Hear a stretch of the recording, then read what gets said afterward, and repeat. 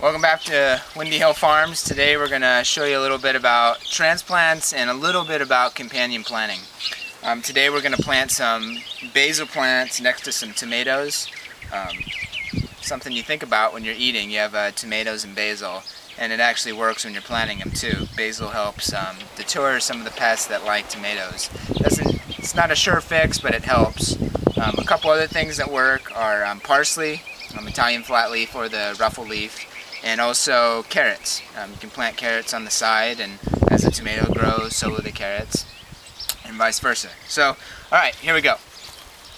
So, necessary tools. You need one of these or something equivalent.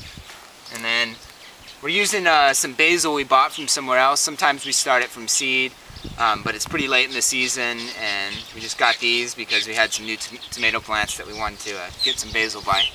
So, in our case, we have a drip irrigation line somewhere in here, right there. So I'm gonna just dig a nice little hole.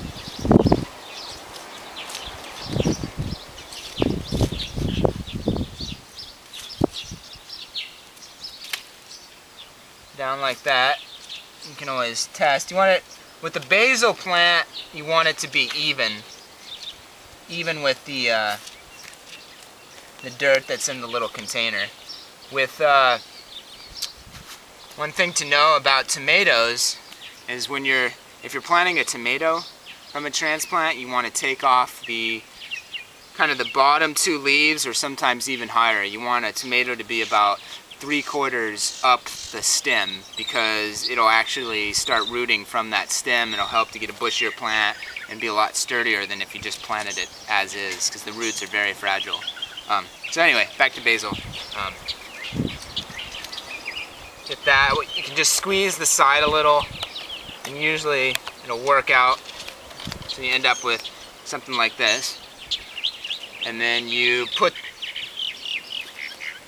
in something that's you don't have to use. It's called bone meal, and it's a high in, I think it's the middle one, which is phosphate. And the phosphate helps two things. It helps with root growth and flower growth. So on young seedlings, it helps to really kind of get those roots going fast. If you're kind of skeptical on bone meal, either vegan or just not sure about the sustainability of it, you can also use seaweed. You can spray the roots with seaweed, and that'll also help. Just another idea. So just take a small handful, kind of just sprinkle it in. Set your transplant right in the middle.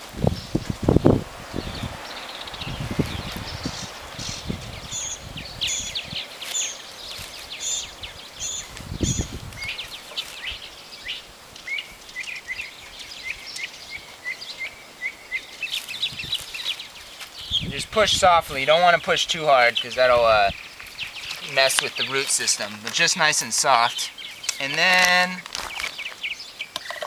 the next step is to give it a good drink of water, because it's first time in the ground. This will help kind of fill the air gaps and just help it get through. Like today, it's supposed to be 100 degrees, so help it through a hot day in Texas.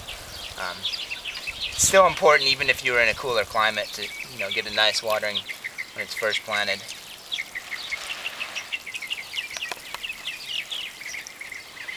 And that's basically it for basil. Something I do with peppers is, as the peppers grow, pick off the flower buds as they come. It's kind of tedious, but what I read about is if you pick them out, it helps with the plant actually develop more. And then when the plant's well established, then you can let it go ahead and flower and produce peppers.